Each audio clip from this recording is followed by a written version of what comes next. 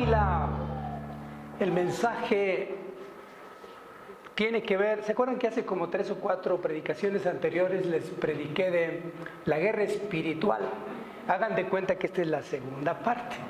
Vamos a ver cómo enfrentamos la guerra espiritual y cómo vienen las circunstancias respecto a esta guerra. Decía mi hermano acerca de hay que perseverar en la lucha, ¿verdad? Y pues precisamente tiene que ver esto con el mensaje de hoy.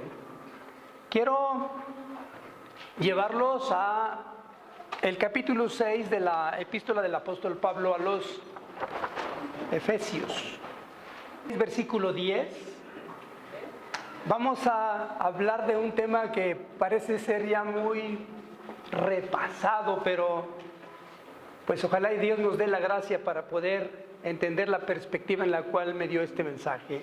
Dice: por lo demás, hermanos míos, fortaleceos en el Señor y en el poder de su fuerza. Vestidos de toda la armadura de Dios, para que podáis estar firmes contra las acechanzas del diablo. Porque no tenemos lucha contra sangre y carne, sino contra principados, contra potestades, contra los gobernadores de las tinieblas de este siglo, contra huestes espirituales de maldad en las regiones celestes. Por tanto, tomad la armadura de Dios para que podáis resistir en el día malo, y habiendo acabado todo, estar firmes. Estad pues firmes, ceñidos vuestros lomos con la verdad y vestidos con la coraza de justicia. Y calzados los pies con el apresto del evangelio de la paz. Sobre todo, tomad el escudo de la fe con que podáis apagar todos los dardos de fuego del maligno. Y tomad el yelmo de la salvación y la espada del Espíritu, que es la palabra de Dios. Orando en todo tiempo, con toda oración y súplica en el Espíritu, y velando en ello con toda perseverancia y súplica por todos los santos. Amado Padre Celestial, Dios hermoso, Dios y Redentor nuestro, te alabamos y te bendecimos. Declaramos tu soberanía para nuestras vidas. Pedimos, Rey, que tú presidas este tiempo, Señor. Pedimos, Señor, que esta palabra que vamos a declarar en esta hora haga el cometido por el cual tú le envías. Dígnate, Rey, abrir nuestro entendimiento, llevarnos a lo profundo de tu palabra, para que vengan remas a nosotros y provoquen que nuestro corazón sea cambiado, que nuestra vida, Señor, se parezca cada día más a la tuya, Señor. En el nombre de nuestro Señor Jesucristo te lo pedimos, amén y amén. Estaba yo leyendo algo de Spurgeon y una de sus frases de él dice que el cristiano es el hombre más contento del mundo, pero el menos contento con el mundo. No es cuestión de cuánto nos metemos en la Biblia, sino cuánto de la Biblia se mete en nosotros, ¿verdad? Ok. Fíjense que estamos hablando acerca de una lucha, una guerra que pues de alguna manera está ganada, o más bien que firmemente la Biblia nos da cuenta de que es una guerra ganada. Dice que nuestra lucha no es contra sangre y carne, ¿verdad? Sino contra principados, contra potestades, ¿sí? Contra huestes espirituales de maldad en las regiones celestes. Andan en el, ¿cómo se dice? En la atmósfera, o cómo podríamos decir, ¿sí? Y no los vemos pues porque son entes espirituales. Esos son el verdadero enemigo, Satanás y sus seguidores. Es una guerra ya ganada. En Colosenses 2:15 dice, nos da prueba de esto. Dice, despojando a los principados y a las potestades, de las que estamos hablando hoy por hoy, dice, los exhibió públicamente, triunfando sobre ellos en la cruz. ¿Verdad? Entonces, la batalla en contra de estos entes está ganada. Sin embargo, la palabra de Dios nos insta para que nos estemos preparados en contra de una lucha real que ejerce Satanás y sus seguidores en contra nuestra. Y es una lucha muy peculiar porque es una lucha en la cual nosotros no nos involucramos, es decir, no regresamos ningún ataque que el enemigo haga en contra nuestra, así de manera física. Es importante esto porque yo he conocido alguna doctrina por ahí que habla acerca de que cuando te salgas, hermano, ponte la vestidura, la armadura de Dios, ponte la armadura de Dios. Y luego, pues algunos se levantan y casi al mismo tiempo de hacer su devocional, ¿verdad? Si lo hacen, empiezan a ponerse su yelmo, y empiezan a ponerse pues toda la armadura, ¿no? Ya imagino, se ponen la coraza y ¿sí me explico? Y ahora sí, Satanás, vas a ver cómo te va a ir, ¿no? Pero no es así, amados, no es así. Escribí yo aquí que la armadura es un implemento que consistía, o tal vez consiste todavía, en una cubierta de hierro o cuero que se ponían los que tomaban parte en la guerra y que los protegía de ser heridos por flechas o espadas. ¿Sí?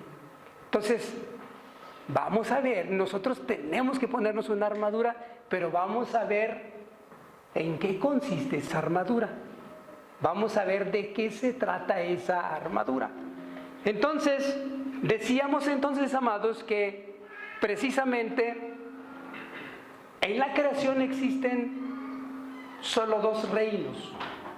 Uno es el reino de las tinieblas y el otro es el reino de la luz.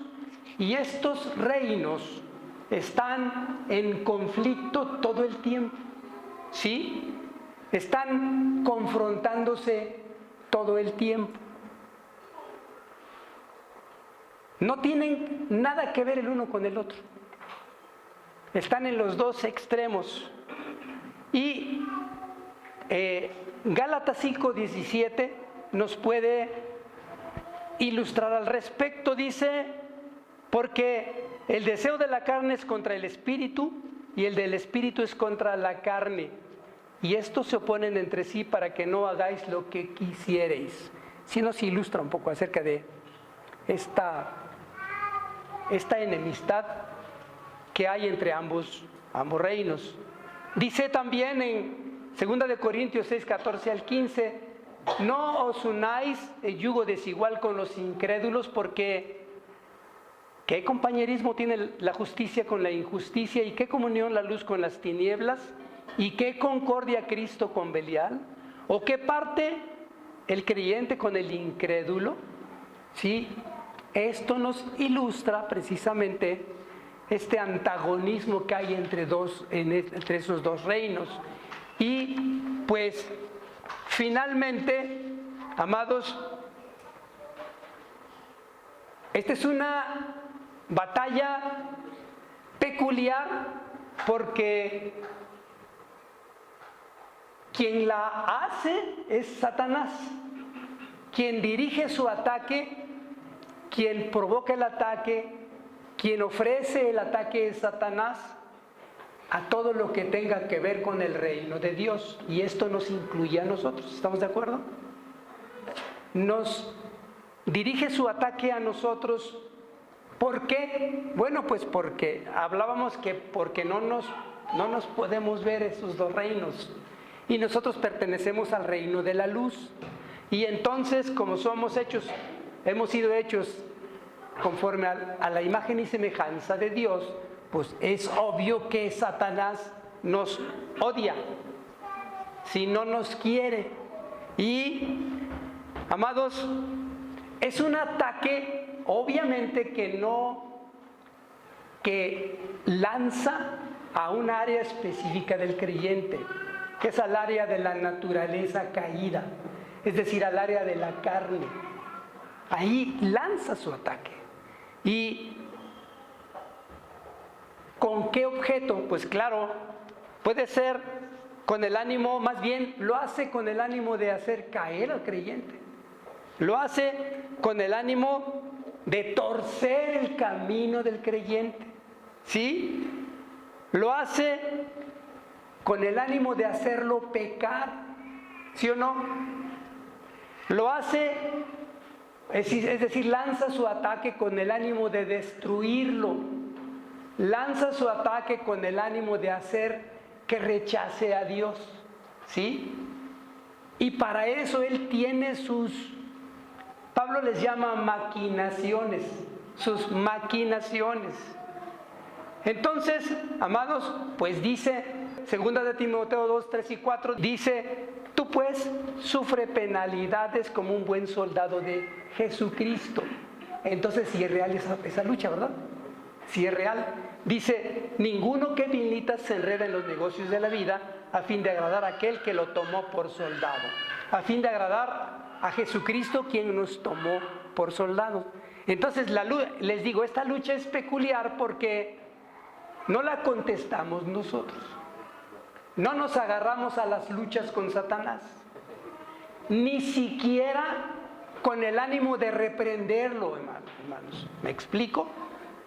Sí, es una lucha que de alguna manera, por llamarlo así, es una lucha pasiva en nosotros. Dice que lo que tenemos que hacer es resistirlo.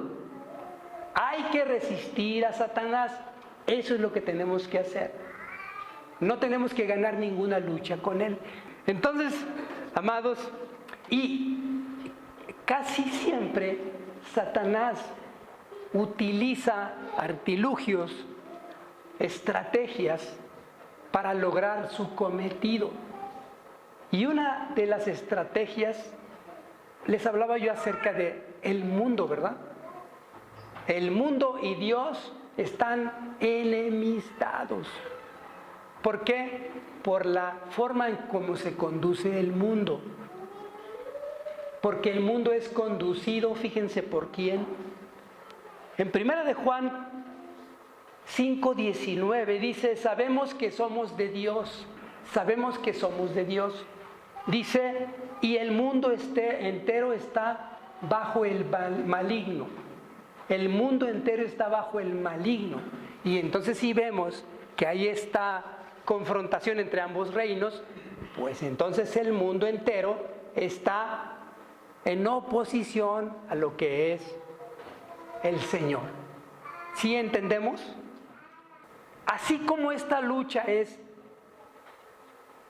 peculiar, digo peculiar porque finalmente, aunque nosotros no hacemos nada, solo lo resistimos, ¿verdad?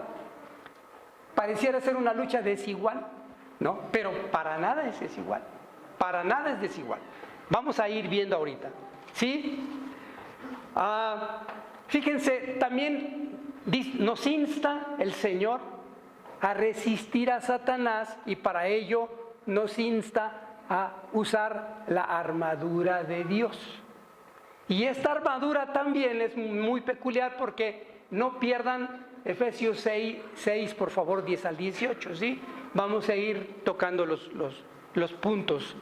Por ejemplo, fíjense, versículo 10 dice, por lo demás, hermanos míos, fortalézcanse en el Señor y en el poder de su fuerza, que tiene que ver con su armadura. Fortalecidos, es decir, esta armadura, toda armadura común y corriente sirve para protegernos solamente, ¿sí me explico? Pero esta nos sirve para ser fortalecidos.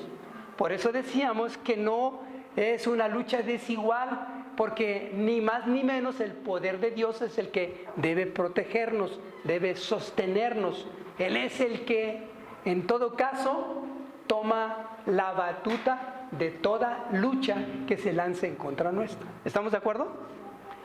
Entonces, fíjense, mis amados, esta armadura, si lo podemos ver, y no es tiempo de que veamos las vestiduras de los sacerdotes, tiene que ver con las vestiduras sacerdotales. Por eso tiene que ver con, aquí vamos entrando en materia, con una conducta, tiene que ver con una forma de vivir. Dice en el Antiguo Testamento que las vestiduras eran de obra primorosa, ¿sí o no?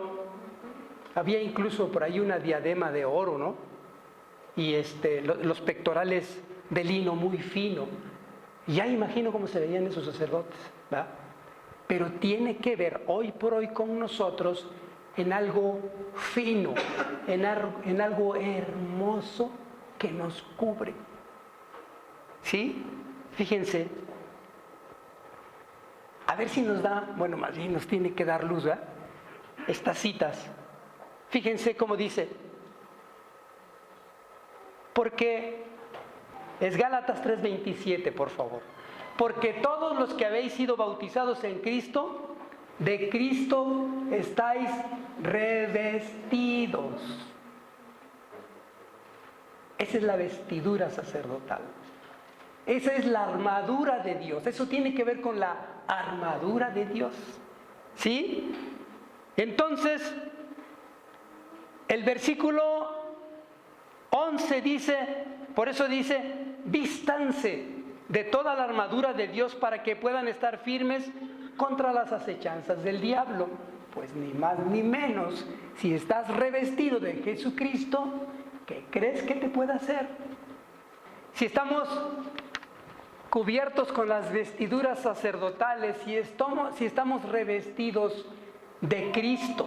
Por eso, para confirmar esto, en Colosenses 3:1 dice, y revestido del nuevo, el cual conforme a la imagen del que lo creó, se va renovando hasta el conocimiento pleno. ¿Sí? Revestidos de el Señor Jesucristo. Muy bien, entonces decíamos que en el 11, vístanse de toda la armadura de Dios para que puedan estar firmes contra las acechanzas del diablo. Y aquí vamos a ver cómo son las acechanzas del diablo. El apóstol Pablo le llama maquinaciones. Fíjense cómo dice. En 2 Corintios 2:11 dice, para que Satanás, ahí está el enemigo, no gane ventaja alguna sobre nosotros, pues no ignoramos sus maquinaciones. Sí, esto lo pongo entre comillas. Pablo, un hombre vestido totalmente con la armadura de Dios, tenía conocimiento de las maquinaciones del diablo. ¿Estamos de acuerdo? El problema es que ¿cuántos de aquí conocemos las maquinaciones del diablo? Las acechanzas del diablo, ¿verdad? Pareciera ser que nosotros debiéramos estar calificados para conocer todas esas acechanzas, ¿sí o no? Pero van a ver cómo nos vamos a asombrar ahorita. Van a ver. Entonces, decíamos que acechar significa tramar, planear y hacer daño, hacer algo malo a alguien, con el ánimo de hacer algo malo a alguien, se le acecha, con el ánimo de hacer caer a alguien se le acecha. ¿Estamos de acuerdo? Es una acechanza o maquinación. Muy bien, fíjense, es impresionante, amados. Por ejemplo, ¿cómo son las maquinaciones o acechanzas del diablo? ¿Cómo son? Son muy sutiles, tan sutiles que a veces andamos caminando en ellas. Me incluyo, Me incluyo. A veces andamos caminando en ellas y ni nos damos cuenta. Ese es el asunto con el diablo, hermanos. Decía por ahí un escritor, no me acuerdo quién es, decía que la mayor sutileza del diablo es hacerle creer a la gente que no existe. ¿Sí? Entonces, es tan fino que es obvio que él no se va a presentar delante de ti con sus cuernos y su cola con una punta de flecha y sus patas de cabra y sus ojos así saltones, bien rojos, ¿no? Que veo muchas películas. Bueno, pero de manera clásica, ¿no? Así se representa muy bien. Entonces, ¿cómo empiezan? Fíjese, por ejemplo, ¿cómo empieza el fumador o el alcohólico?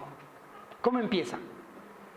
Dice, empiezas a fumar para sentirte grande, importante, como un signo de madurez, como un requisito para pertenecer a cierto grupo importante para ti. ¿A poco no? ¿Han visto a los niños de 12 años ya fumando? ¿Sí? Y bueno, claro que la reconvención pues no es para un niño de 12 años, pero tienen papás, ¿no? ¿Sí? Pero por ahí decía un señor a que yo le hablaba de la palabra, no, a los hijos hay que dejarles escoger, ellos escogen lo que quieran ser de grandes, la religión que quieran tomar. Dije, bueno, pues ya como no me dejaba hablar, pues ya, dije, pues está bien, lo que tú digas digo yo. ¿Ok? Entonces, fíjense, el alcohólico toma porque se le ha hecho creer que tomar es signo de hombría, que tomar es una forma de socializar. Hay algunos tipos de bebida que incluso se consideran bebida de moderación. Yo no sé qué significa eso. ¿Sí saben cuál es la bebida de moderación? Bueno, yo antes que sí tomaba, pues sí sé. Por ejemplo, la cerveza y las bebidas que son bajas en alcohol son bebidas de moderación. ¿Sí? Ok. Entonces, fíjense, ¿cómo se inicia el drogadicto? ¿Cómo se inicia el paidófilo? ¿Cómo se inicia el macho mexicano que debe tener casa chica? ¿Cómo se inicia el adúltero? ¿Cómo se inicia el mentiroso, el fraudulento? Digo, realmente esa es la naturaleza caída, ¿verdad? Pero si el niño es chillón y le damos un pellizco, lo potencializamos. Versículo 12. Porque no tenemos lucha contra sangre y carne, sino contra principados, contra potestades, contra los gobernadores de las tinieblas de este siglo, contra huestes espirituales de maldad en las regiones celestes. Aquí nos habla de un organigrama que tiene Satanás en el mundo, ¿sí? Hablando de gentes que están empoderados en determinados sitios de la tierra. Hay principados y potestades, ¿verdad? Que hablar de ellos sería otra enseñanza, pero solamente quiero darles esa información. Esa es nuestra verdadera lucha. Y en verdad, son seres muy poderosos, ¿sí? Empezando por Satanás, pues son seres poderosos, porque Dios los hizo así, ¿sí? Y no les quita ese poder, porque Dios los usa, ¿no? Y porque finalmente pues está determinado su fin para ellos, ¿verdad? Muy bien, entonces, esos son nuestros enemigos. Entonces, vamos a vestirnos con la armadura de Dios, ¿sí? Para resistir los embates del enemigo, para resistir la guerra que el enemigo hace en contra nuestra. Versículos 13 y 14. Por tanto, tomen toda la armadura de Dios para que podáis estar firmes en el día malo y habiendo acabado todo, estar firmes. Estad pues firmes, ceñidos vuestros lomos con la verdad y vestidos con la coraza de justicia. Ahora, una parte de la armadura de Dios es la verdad. Hablando verdad unos con otros. Alguien que habla verdad se levanta en poder. Si se levanta en autoridad en contra de esas potestades. ¿Sí? Y fíjense, el poder de la verdad es que es decir, la verdad, es decir, la palabra de Dios vaya formando a Cristo en el creyente. Ese es el poder de la verdad. Que seamos conformados conforme a la estatura del varón perfecto que es Jesucristo. Y si no, fíjense lo que dice Gálatas 4:19. Dice, hijitos míos, por quienes vuelvo a sufrir dolores de parto, hasta que ¿qué? Cristo sea formado en vosotros. Dios se empeña en formar a su Hijo Jesucristo en nosotros. Y uno de los elementos para ser formados es la verdad. La verdad forma a Jesucristo en nosotros. La verdad es una parte de poder con la cual podemos resistir al diablo. ¿No dice la palabra que el diablo es padre de mentira? ¿Verdad? Ok. Dice también en 1 Juan 4:4, hijitos, vosotros sois de Dios y los habéis vencido, porque mayor es el que está en vosotros que el que está en el mundo, formándose en nosotros. Una parte de la armadura de Dios es la verdad, amados. Es algo que no podemos ver, ¿estamos de acuerdo? Sí. Pero no porque no podamos ver, no exista la verdad. Es como el amor mismo, es como Dios mismo, ¿verdad? Sabemos que Dios existe por las evidencias que hay de su presencia en la creación. No lo podemos ver, lástima, ¿verdad? Que no podamos verlo, pero esa es la verdad. Ok, entonces, y la coraza de justicia es la certeza de la salvación y del nuevo nacimiento en el creyente. La coraza es una protección que cubre el pecho, ¿sí? Protegiendo el corazón, amados. Esa es la coraza de la justicia. Por eso dice en Proverbios 3:1, hijito mío, no te olvides de mi ley y tu corazón guarde mis mandamientos. En el corazón tenemos que guardar los mandamientos. Dice, versículo 15, mis amados, y calzados los pies con el apresto del Evangelio de la paz. Y encontré que apresto quiere decir, ¿se acuerdan del acero aprestado y el bridón? ¿Sí? El acero aprestado y el bridón en el himno nacional. Apresto dice es estar preparado y dispuesto para predicar el mensaje de la salvación para el género humano. Esta es otra parte de la armadura de Dios. Estar dispuestos con denuedo, con valentía a predicar el Evangelio a todo el género humano, para que todo aquel que en él crea no se pierda, mas tenga vida eterna.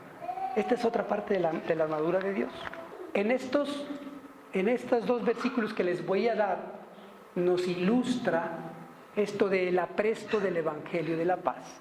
En 1 de Pedro 3:15 dice, sino santificad a Dios el Señor en vuestros corazones y estad siempre preparados para presentar defensa con mansedumbre y reverencia ante todo el que os demande razón de la esperanza que hay en vosotros. Ante todo aquel que les demande por qué se están pareciendo a Jesucristo, por qué están revestidos de Jesucristo. ¿Sí? Y este que me encanta, Isaías 52, y creo que viene también en Romanos, dice, cuán hermosos sobre los montes los pies del que trae buenas nuevas, del que anuncia la paz, del que trae nuevas del bien, del que publica salvación, del que dice a Sión, tu Dios reina. Está hermoso. Y fíjense, lo voy a personalizar, ¿sí? ¿Cuán hermosos son sobre los montes los pies de los que pertenecen a esta iglesia, a Unidad Familiar Cristiana? Dice, porque llevan buenas nuevas, porque anuncian la paz, porque anuncian las nuevas del bien, porque anuncian salvación, porque dicen a todo el mundo, hay Dios en la Iglesia Unidad Familiar Cristiana. ¡Wow! Impresionante, ¿no? Está impresionante. Verso 16, amados, sobre todo tomen el escudo de la fe con que puedan apagar todos los dardos de fuego del maligno. Dice que obviamente sabemos cuál es la definición de fe de acuerdo al mandamiento, ¿verdad? Dice, fíjense lo que yo encontré, la fe es aquella que tiene que ver en esencia con lo mismo. La fe es aquella que nos lleva a tener la certeza de que todo acontecimiento tiene un propósito de bien por parte de Dios y nos lleva a contrarrestar toda forma negativa de pensar a la que estamos acostumbrados por efectos de la carne. ¿Sí? ¿Se acuerdan cómo esta naturaleza está acostumbrada a pensar? ¿Sí? A ver si a alguno le pasa de casualidad. ¿Y qué tal si se accidenta? ¿Y qué tal si se le poncha una llanta?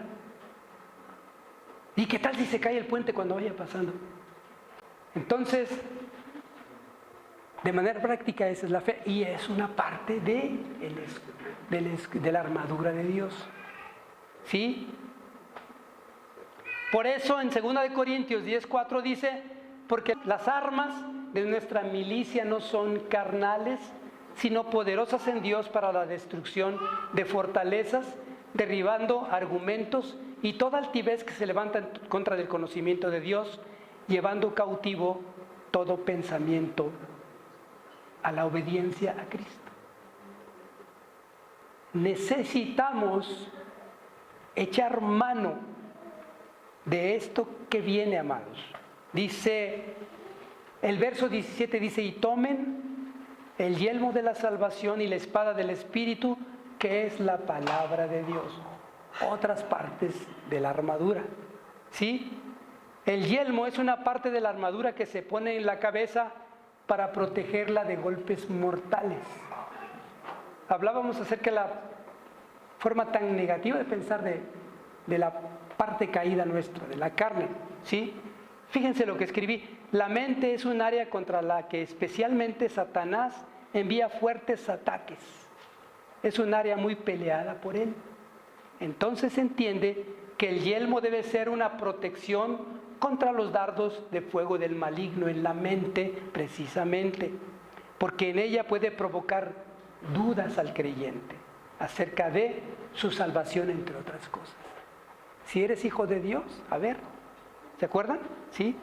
La clave entonces es renovar nuestra mente metiendo primero, memorizando, ¿sí?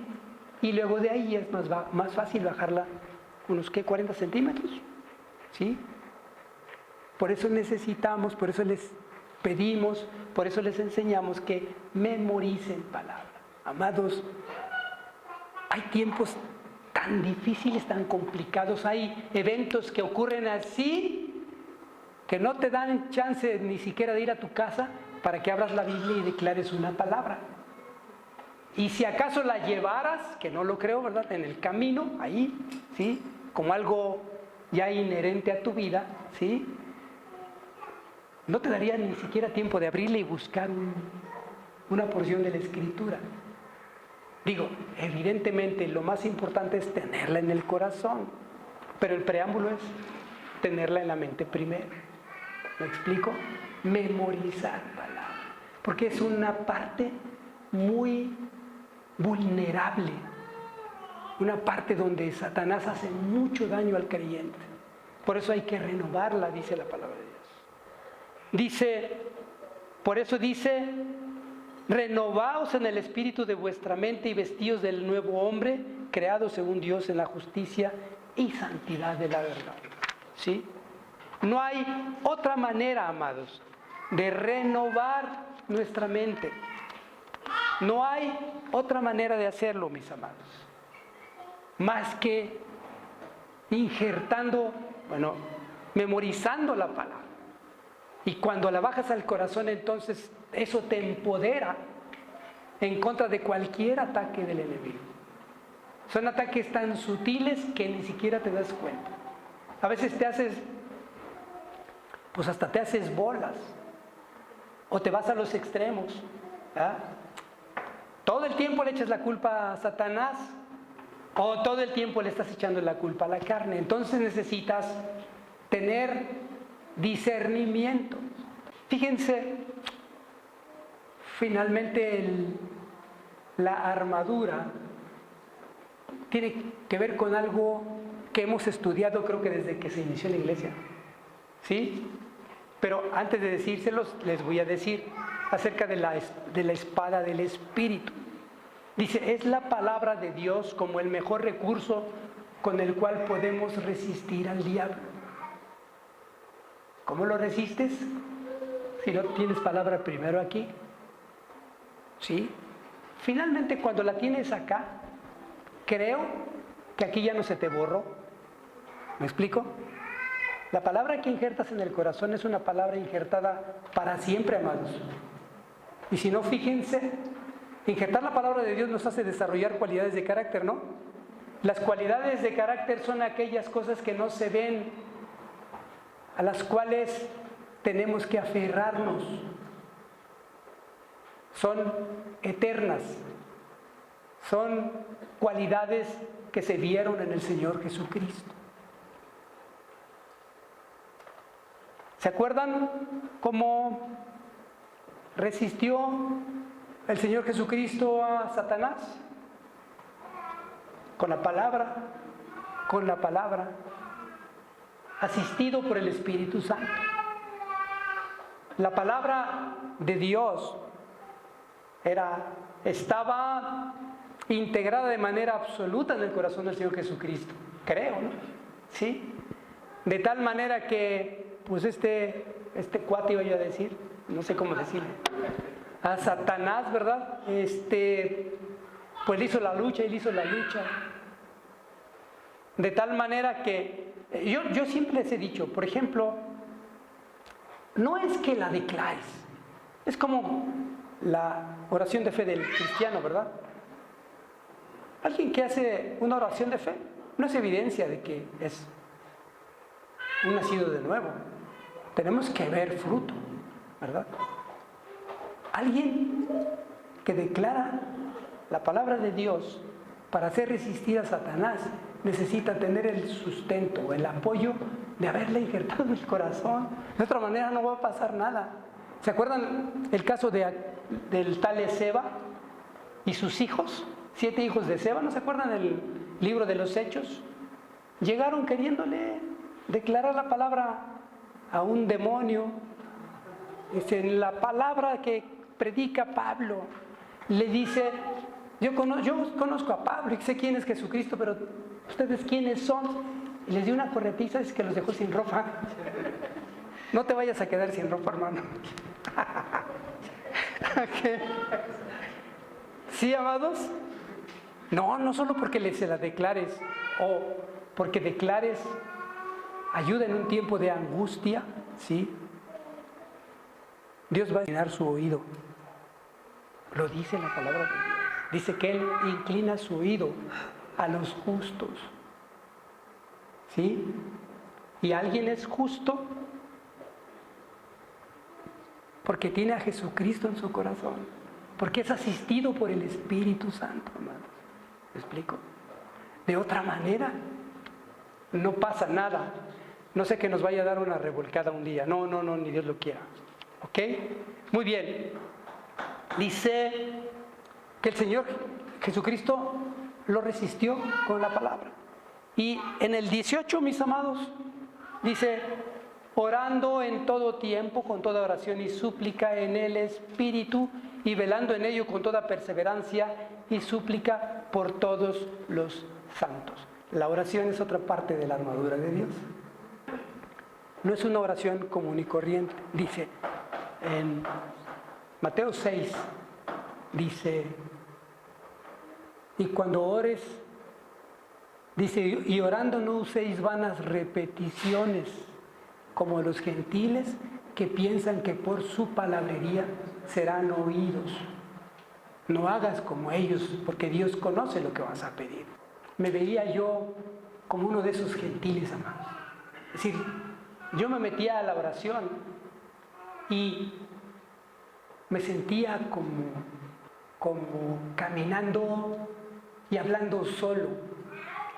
No me sentía como haciendo algo repetitivo todo el tiempo. Luego cuando vemos ese pasaje nos remitimos, ¿verdad?, a un rosario, ¿sí? Digo, es evidente, ¿verdad?, que eso está totalmente descalificado. Pero no debemos orar nosotros de una forma vana. debemos hacerlo en el Espíritu, amados. Yo me acuerdo, a ver si esto me puede ayudar para explicarles. Hay un salmo, es el Salmo 136. Si quieren corroborarlo, el Salmo 136 repite 26 veces, porque para siempre es su misericordia. Y antes me chocaba mucho ese salmo, me molestaba mucho. Ay, ¿por qué hay que estar repitiendo todo el tiempo? Porque para siempre es su misericordia. ¿Es cierto o no? ¿Sí? Ok. 26 veces. Amados, que déjenme decirles que hoy por hoy tengo como unos 6 meses que me trae novedad de vida ese salmo. No me cuesta trabajo repetir las 36 veces, las 26 veces, porque para siempre es su misericordia. No me siento repetitivo, en serio, porque llegué a la conclusión de que no 26 veces, amados. ¿Cuántas veces tenemos que decir que para siempre es su misericordia? Toda la vida y todavía no nos alcanzaría. ¿Me explico, mis amados? Entonces, y luego pues me lo memoricé de inmediato, amados. Lo repito, lo medito diario. Hoy, desde hace 6 meses para acá, diario. Sin que falle, yo empiezo con ese. Bueno, con el primero que empiezo es con el Salmo 51. Después de terminar el Salmo 51 me sigo con ese. Y después ya me sigo en el devocional. Entonces, ¿sí me explico? No debemos ser repetitivos. Hermano, pide la asistencia del Espíritu Santo cuando vayas a la oración. Porque, ¿verdad que a veces es difícil meterse a la oración? Bueno, a lo mejor nomás a mí me ocurre. Pero cuando sea así, pide la asistencia, amado. Bueno, finalmente vamos a hacer lo que dice. Es 10:22, ¿cómo dice? Busquemos con corazón sincero, en plena certidumbre de fe, purificados los corazones de mala conciencia y lavados los cuerpos con agua. Amén. Tenemos que entrar purificados nuestros corazones de mala conciencia, pues si no, va a ser muy complicado meternos a la oración. Estamos hablando de una parte de la armadura de Dios, ¿sí? Entonces, bueno, cumple con ese requisito y después te vas a la presencia del Rey y me dices, si no, en su presencia hay plenitud de gozo, ¿no? ¿Verdad? Entonces, lo que les decía yo hace rato, ¿cuál es la conclusión? ¿Cuál es la vestidura en el creyente? ¿Sí? ¿Cómo brilla el creyente? ¿Cómo manifiesta la gloria de Dios el creyente? Con cualidades de carácter, mis amados. ¿Sí o no? ¿Sí o no? Menciónenme la cualidad de carácter. Y obviamente, para que la cualidad de carácter se desarrolle, necesitamos guardar el mandamiento correspondiente.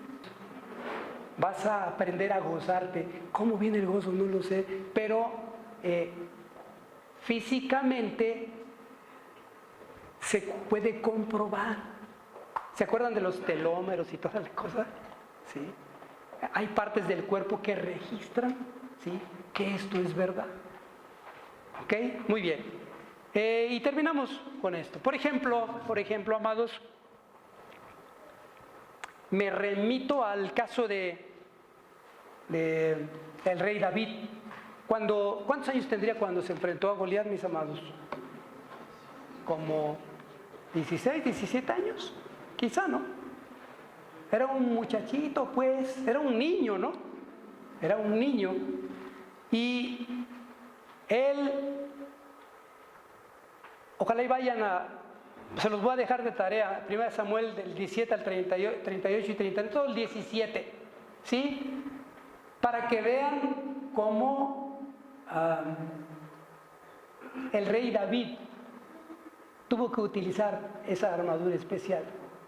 Cuando llegó, ¿sí?, y se indignó porque ese gigante cochino estaba vituperando al pueblo de Dios, a las huestes a los ejércitos del Dios viviente. ¿Cómo puede ser posible? Decía, ¿no? ¿Qué le dicen? Cállate, mocoso. Vete allá a cuidar las ovejas. Y como él insistía y todo, el rey Saúl se estaba muriendo de miedo. ¿Sí? Va y le dice, déjame, yo me voy a enfrentar con él. Y le dice el rey Saúl, pues está bien. Yo creo que pensaría, pues a ver si se conforma con matar a este muchachito y ya nos deja en paz, ¿no? Y entonces agarra y se saca su vestidura, su armadura. ¿Saúl se acuerdan? ¿Sí? Y les decía yo en la otra iglesia, se parecía al comandante Borolas. Pues imagínense, Saúl era, según la Biblia, sobresalía todos los demás cuando fue proclamado rey, ¿no? Saúl, ¿sí? Y pues la armadura debe haber estado bien grandotota. Imagínense, se la pone a David, que por muy grandote que estuviera, pues se veía así muy aborolados, ¿no? Y él dice, no, esto a mí no me sirve. Era una vestidura totalmente carnal, ¿no? ¿Verdad? Que tenía que ver con esa naturaleza caída que todos tenemos. Y entonces él empieza a declarar, ¿se acuerdan qué dice? Tú vienes a mí con armas, pero yo vengo en el nombre del Dios viviente. Esa es la verdad, una parte de la armadura de Dios. ¿Sí me explico? Y todo lo que, léanlo, todo lo que le dijo tiene que ver con la armadura de Dios. Algo intangible, mis amados. ¿Sí? Entonces, ¿y qué creen que pasó? Seguramente no lo saben, ¿verdad? Lo derrotó, le cortó la cabeza y ganaron la guerra. Por razón de que ni siquiera todo el pueblo de Israel se vistió con esa armadura. Solo uno se tuvo que vestir con esa armadura, y con ese uno le dio la victoria y masacraron a todos los filisteos. Amados, ¿se quieren poner de pie, por favor? Amado Señor, Dios Todopoderoso, te alabamos, Rey, te bendecimos. Te agradecemos tanto, Señor. Cada día nos damos cuenta cuánto te necesitamos, Rey. Hoy hemos declarado tu palabra, y la Biblia dice que tu palabra es viva y eficaz. Es decir, que infunde vida, Señor. Pero vida de la tuya. Dios, permite que esta palabra cumpla el cometido por el cual tú la enviaste. Algunos podríamos venir en angustia, en necesidad, en miedo, Señor, y sabes bien que necesitamos esa palabra. Ayúdanos, Rey, a tener un corazón dispuesto, un corazón abonado, un corazón que simbolice la buena tierra, para que tu palabra, como la excelsa semilla, Señor, caiga en ella y dé mucho fruto, Padre. Gracias, Rey. Te lo pedimos en el nombre de nuestro Señor Jesucristo y por sus méritos. Amén y amén. Dios les bendiga, mis amados.